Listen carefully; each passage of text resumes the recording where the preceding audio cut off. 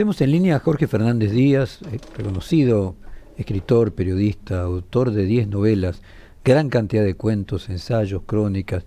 Como periodista comenzó trabajando en las redacciones de 2 diarios, La Razón y El Cronista, en varias revistas de Editorial Atlántida. Fue parte del núcleo fundador del primer diario Perfil en 1998. Dirigió la revista Noticias de Editorial Perfil entre 2000 y 2003. Actualmente es columnista del diario La Nación y del diario ABC de España. Conduce en Radio Mitre el programa Pensándolo Bien, con el que ganó 2 Martín Fierros, y la consultora Poliarquía lo incluyó 6 veces entre los 10 periodistas más influyentes de la Argentina. También es miembro de la Academia Argentina de Letras, fue nombrado personalidad destacada por la Ciudad de Buenos Aires, y podríamos seguir con la cantidad de reconocimientos que ha merecido en su carrera Jorge Fernández Díaz todo el día. Vamos a rescatar el último. Ganó en enero el Premio Nadal de novela, el más prestigioso de España, con su novela autobiográfico El secreto de Marcial, inspirado en el enigma que representa para él su padre, un inmigrante asturiano. Así que lo vamos a recibir con una versión en vivo de la canción Asturias de Víctor Manuel, un asturiano que además acompañó la presentación de la novela en Madrid hace un mes. Venís de ganar un premio prestigiosísimo que, para compartir con la audiencia más lega en términos literarios, fue concedido a escritores españoles como Miguel Delibes, como Carmen Martín Gaite, como Manuel Vicen, como Juan José Millás y el argentino Juan José Saer. Cuando estabas ahí, supongo que en algún momento tu mente recorrió toda tu carrera, ¿pensabas, esto que me está pasando, nunca me lo imaginé? ¿Cómo te va, Jorge? Buen día, muchas gracias por esa presentación tan cariñosa. Mirá, yo sabía que Nadal era el más prestigioso de España, pero no sabía que era una breaking news en España. Todas las programaciones de la televisión abierta y de cable se detienen para dar la noticia del ganador y te mandan encima los mobileros y te hacen hacer una rueda de prensa, y al día siguiente hasta el taxista te reconoce en España. Es tal la magnitud mediática que tiene que te hace temblar todo. Te confieso que yo que estoy más o menos curtido con la exposición, sentí una especie de ataque de pánico, porque era un nivel que yo no conocía. Por supuesto fue muy emocionante porque mi padre, vos sabés que cuando yo tenía 15 años descubrió que yo quería ser escritor, que después me quería meter en la bohemia del periodismo, y entonces pensó que yo quería ser vago. Era un inmigrante, era un mozo de café, y bueno, confundía la literatura con la vagancia, el periodismo con la mala vida, y me dio por perdido mucho tiempo. Entonces volver a España y que vuelva él en forma de libro y de novela es una vuelta de destino muy conmovedora y muy irónica, ¿no? El secreto de Marcial es una novela sobre mi padre. Yo había escrito sobre mi madre hace 22 años, pero mi padre ahí era un mero capítulo, un personaje secundario, y durante muchos años me persiguió la idea de que el padre nunca puede ser un personaje secundario, solo que yo no terminaba de comprenderlo, ¿no? Así que fue una gran satisfacción y una gran apuesta. Después de más de 45 años de periodista, hice una apuesta más literaria, que es lo que vengo haciendo últimamente, y bueno, esto para mí ha sido muy, muy conmovedor, muy importante, ¿no? Por supuesto siempre es difícil ser escritor y a la vez ser escritor de ficciones y a la vez estar conectado con la más pura realidad, ¿no? Uno entra y sale y muchos no, el periodismo ha sido la tumba de muchos escritores, ¿no? Porque la actualidad te toma y te come, ¿no? Pero bueno, yo he aprendido, como vos sabés, que me conocés bien, durante muchísimo tiempo he aprendido a entrar y salir de eso, ¿no? He tenido una especie de doble vida, y últimamente esa vida está más inclinada más a la literatura que al periodismo informativo del día a día, digámoslo así, ¿no? Para ponerlo en esos términos. Porque el periodismo es muchas cosas, no es solamente un canal de cable, una radio, una información, un diario, un minuto a minuto, ¿no? Es otras cosas también, puede ser una forma de arte, una forma de ensayo, una forma de pensamiento. Bueno, esas partes me interesan más que el día a día, ¿no? Se ve que me estoy volviendo mayor también. Déjame compartir con la audiencia en la biografía que preparó aquí la producción, falta algo que obviamente no conoce todo el mundo. En el libro sobre tu padre, y vos me acompañaste en el segundo día más triste de mi vida. O sea, el primero obviamente fue la muerte de mi padre y el segundo fue cuando tuvimos que cerrar el diario Perfil el 31 de julio de 1998. Y vos Inolvidable. estuviste estoico conmigo, ahí fuiste hasta cuando cambié la tapa, cambiamos la foto de tapa juntos, y hasta el último minuto hicimos lo que creíamos que era el mejor diario que se podía hacer en aquel momento. Así que el recuerdo me viene a la memoria también por lo de tu padre. Mi madre, sus padres son asturianos, así que también tengo una parte de contacto con eso. Estuve con vos y con tu vieja el día que en la Embajada de España te dieron un reconocimiento por aquel libro de tu mamá. Y es cierto. aquel Jorge Fernández Díaz de hace casi un cuarto de siglo, que obviamente dedicaba, se me ocurre, muchísimo más tiempo al periodismo y muchísimo menos a la literatura, aunque siempre tuvo esa doble vida, con este que me imagino que invierte el orden, dedica mucho más tiempo a la literatura que al periodismo. De cualquier forma continúa siendo periodista. Me gustaría, con esa cercanía y distancia, de entrar y salir, ¿qué viste o qué le podés contar a la audiencia para hacerla más autónoma de lo que ve, de lo que lee, que cambió el periodismo de estos últimos 25 años? Y bueno, cambió, creo, muchísimo con los sesgos de confirmación y las polarizaciones, sin duda. No voy a decir nada original con respecto a eso. El secreto de Marcial cuenta cómo nosotros nos formamos en el melodrama, ¿no? Como de chicos, como no solo somos lo que comemos, sino también lo que vimos. Y lo que vimos de chicos fueron formas del melodrama, las viejas películas que veíamos los sábados a la tarde, y Hollywood en castellano, y que después fueron obras maestras, pero que en ese momento no lo sabíamos. Creo que una de las grandes novedades de los últimos 25 años precisamente, o 20 años, o un poco más, es que el melodrama fue tomado muy intensamente por los gobiernos, como formas de generar relatos y de generar permanentemente épica, ¿no? Dividir a la gente en buenos y malos, lanzarse a una épica diaria, y crear una novela desde el poder, ¿no? Y después desde otros partidos de la oposición crear una contranovela, ¿no? Entonces la máquina de ficción, por ejemplo, el kirchnerismo fue una máquina de ficción, ya lo había sido el peronismo en la década del 50, ¿no? Era una máquina literaria de mitología y de contabilidad creativa, y bueno, creo que la gran función del periodismo durante mucho tiempo fue refutar los datos falsos y los argumentos falsos, los datos falsos y las falacias, digamos, ¿no? Argumentales. Creo que el periodismo puro y duro fue refutando datos y después hubo una contraargumentación, es decir, bueno, esto es una falacia y por qué es una falacia. Creo que en ese sentido el periodismo fue encontrando un modo de supervivencia en esa función. El problema en la Argentina es que a un populismo de izquierda no le sucedió, en este caso, un sistema republicano o algo por el estilo, sino un populismo de derecha que tiene su propia generación de información, de novelas, de ficciones, digamos, ¿no? También este populismo de derecha que encarna Javier Milei quiere dividir en buenos y malos, también quiere disputarle al peronismo en los términos peronistas del asunto y crear una mitología propia.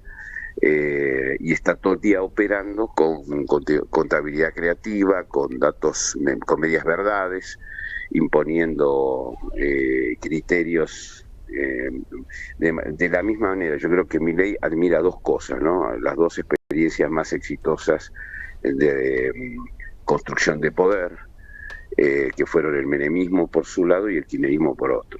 Al menemismo le copia las relaciones carnales, le copia el rumbo económico, le copia la idea de tener una mayoría automática en la corte, tener cerca y de amigos a lo de Comodoro Pi, y creo que al kirchnerismo le copia, porque además le copia Gramsci y Laclau, la idea de dividir en dos, de dar una batalla cultural, los buenos y los malos, etcétera, etcétera, ¿no? Entonces me parece que esa combinación explica un poco a Milei. Esto para el periodismo es un problema enorme, ¿no? Porque antes había una máquina de mentir y ahora hay dos máquinas de mentir. Entonces es muy complejo, y tenemos una sensación por momentos de que estamos entre dos fuegos, ¿no? Que hay que tener mucho cuidado. La marcha del otro día había operaciones, las dos máquinas de generar ficción estaban a pleno, ¿no? Unos tratando de instalar la idea de la victimización, la idea de que eran buenos jubilados que habían ido a ser apaleados simplemente por las fuerzas del mal, y los otros diciendo, creando la sensación de que habían sido barra bravas del fútbol pagados y personajes siniestros que le habían pegado los pobres policías, ¿no? La verdad estaba en el medio y era confusa, y es todavía confusa. Y entonces el periodismo está complicado, me parece. El periodismo, me refiero al periodismo profesional, no al periodismo militante, ¿no? Jorge, mientras vos hablabas, yo sonreía, porque debés recordar cuál era nuestro lema en el 98, que en realidad no era nuestro, lo habíamos tomado del diario La República de Italia en el Risorgimento italiano en la década del 60, cuando Italia se convierte en un país democrático, que era un país normal. Nosotros en el 98 pedíamos un país normal, que en lugar de que hubiera una persona estrafalaria como Menem, tuviésemos gobernantes normales. Y lo mismo en tu relato actual, de que pasamos de una máquina de construir un tipo de ficciones a lo mismo en un sentido opuesto. Vos ahí balbuceabas qué término colocarle y dijiste republicano. Finalmente lo que estamos planteando es que el grado de péndulo entre la derecha y la izquierda, no sé, tenga 15 grados, no 90, ¿no? Claro, entonces, claro. Cuando te escuchaba también respecto de la metáfora del secreto de Marcial y la idea de que todos vivimos en una película y que la teatralización ha pasado a la política, me viene a la reflexión, no sé si leíste Síndrome 1933, en el que relata el ascenso de Hitler, y hay un capítulo interesantísimo, el octavo, que está dedicado exclusivamente a los medios, y el planteo es en la construcción de una máquina de mentira. La primera máquina de mentira más eficiente evidentemente fue la de Goebbels en los 30, y al mismo tiempo la que copia Perón luego que había sido agregado militar en la Italia de Mussolini en los 40 en la Argentina, y tenía que ver con la radio. Entonces, como parecía un medio nuevo, Hitler lo que regalaba a la gente era radios.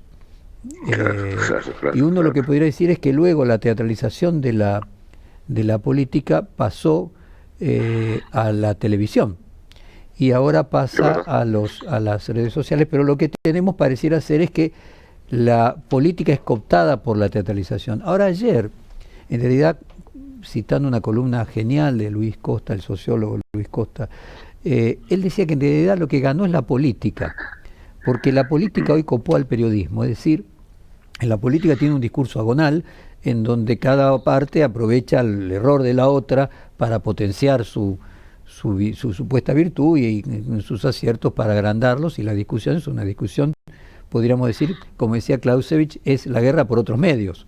Es una lógica de guerra, mientras que en el periodismo, en el derecho, la lógica es distinta. Nosotros nos paramos en el medio, no somos parte de uno de los dos bandos. Y entonces lo que decía Luis Costa es que al revés, lo que terminó pasando es que ahora la política terminó ganando y ocupó el lugar del teatro. ¿Te parece plausible una idea de este A mí tipo? ¿Merece alguna reflexión? a mí me parece plausible, creo que todavía tenemos que seguir pensando que lo que está pasando, porque, a ver, antes la izquierda siempre tuvo resentimiento con la democracia, llamaban democracia burguesa, y a regañadientes la abrazaba, pero ahora en nombre de Occidente, desde la derecha vienen a cuestionar la democracia occidental, ¿no? Lo que nosotros llamaríamos un país normal, una democracia occidental plena y funcionando, ¿no? Que esta es una gran novedad del mundo, o sea que en nombre del liberalismo vienen a destruir la democracia liberal, o a deteriorarla, o a despreciarla, o desdeñarla, digamos, ¿no? Entonces, me parece a mí que los que creemos en la democracia occidental tenemos que estar un poco defendiéndonos de las dos formas de deteriorarla, digamos. Y me parece que, mira, yo te cuento lo que me pasó. Cuando yo vi la marcha del otro día, yo iba a hablar de mi novela, y me había invitado Joaquín Morales Solá a su programa.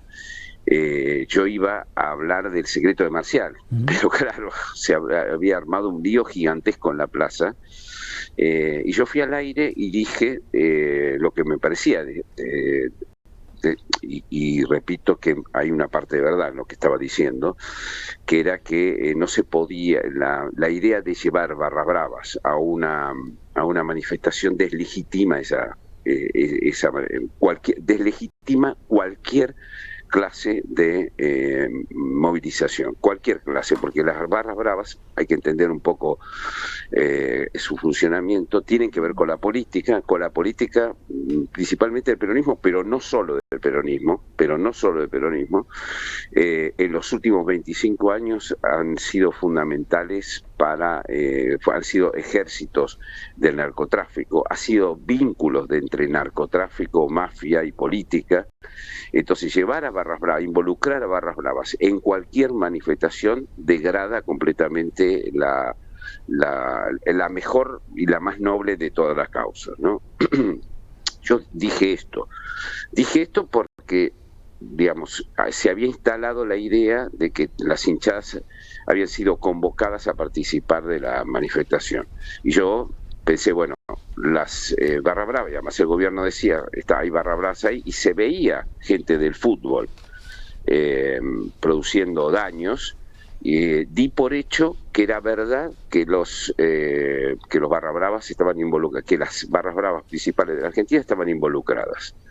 Bueno, al día siguiente me di cuenta que no había pruebas de eso. Sí había pruebas, me parece, de que había violentos de las canchas, algunos vinculados, algunas barras bravas, quizás algunos pagados, pero que las barras bravas orgánicamente no habían estado en la plaza, ¿no?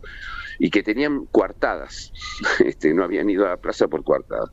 Bueno, ese automatismo, la idea de que cuando vimos eso, vimos las 14 toneladas de piedra, que tampoco es cierto, porque las 14 toneladas de piedra fueron un golpe contra el Parlamento, hecho desde la plaza y desde adentro del Parlamento. Es decir, la velocidad, a veces la velocidad del periodismo, sobre todo en el periodismo televisivo, donde uno tiene que opinar sobre cosas a gran velocidad, te hace cometer errores o imprecisiones. Me parece a mí que el gobierno explicó de manera amañada las cosas, de manera defectuosa, y que rápidamente el periodismo, la máquina periodística compró lo que el gobierno le vendía. Creo que hay una redacción, una gran redacción en la Casa Rosada, que está todo el tiempo enviándole mensajes a los periodistas de cosas producidas por ellos, ¿no? Entonces, producidas por el gobierno. Y uno tiene que tener mucho cuidado de qué es verdad y qué no es verdad en esta historia. Yo creo que no está probado que las principales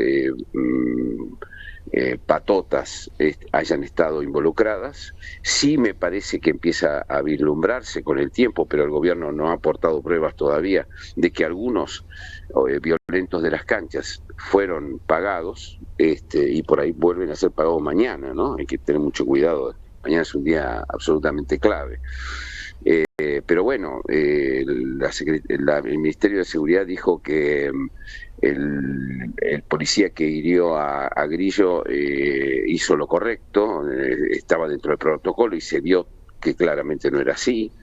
Se revolvió información. Si vos decís, estuvieron involucrados tal intendente y tal intendente, desde el gobierno tenés que aportar pruebas de eso. Pruebas que se pueden conseguir con inteligencia criminal, o sea, no es tan difícil vigilar a los sospechosos y filmarlos y ver de dónde salen los personajes. Pero bueno, hubo un revoleo y yo creo que el periodismo que juega a gran velocidad, yo puedo decirlo porque no trabajo en la tele. Si trabajara en la tele estaría más expuesto al error, seguramente, y al prejuicio, pues todos nosotros entra dentro de nuestra cabeza muy rápidamente el prejuicio, ¿no? Entonces, no es que quiero cargar contra la gente que trabaja, contra los colegas que trabajan en la televisión, pero sí quiero advertir que esa velocidad con dos máquinas de generar mentiras y de producir mentiras, están más expuestos al error que nunca, me parece, en la Argentina, ¿no? Qué lindo testimonio final, Jorge. Casualmente mañana en la Academia de Periodismo tenemos como tema de disparador eso mismo. Voy a cerrar autorreferencial. Hoy o ayer y hoy, no sé si viste, te enteraste que empezó Longobardi aquí en Sí, Perfil. sí, los vi juntos. Sí. Y hicimos un pase en el que yo contaba de que estaba haciendo radio por culpa de él, porque él fue el que me incitó cuando dijo que no iba a hacer más, a que yo lo hiciera. Yo le expliqué, mira, yo no tengo voz, vos tenés un vozarrón. Me dijo, no importa la voz, importa las ideas, y me fue convenciendo. Y después él volvió a la radio. Pero bueno, yo estoy acá por culpa de él y quiero hacer una autorreferencialidad con vos. Yo escribo libros por culpa tuya, o sea, quiero compartirle a la audiencia que este señor que estamos entrevistando es el que me insistió siempre en que tenía que escribir más largo, y de hecho fue el prologuista de mis primeros libros. Así que Sí. hoy, en el día de hoy, se me juntaron dos especies de pater seraphicus, el del micrófono y el de los libros. Honrado, Jorge, de que hayas sido uno de los directores del diario Perfil, de la revista Noticias, y que tengas esta carrera. Tus éxitos los sentimos como propios. Te agradecemos este tiempo, te mandamos un abrazo gigante y nuevamente orgullosos de vos. Un abrazo muy grande, Jorge, muchas gracias. Chao, chao, saludos. Acabamos de hablar con el escritor, el periodista Jorge Fernández.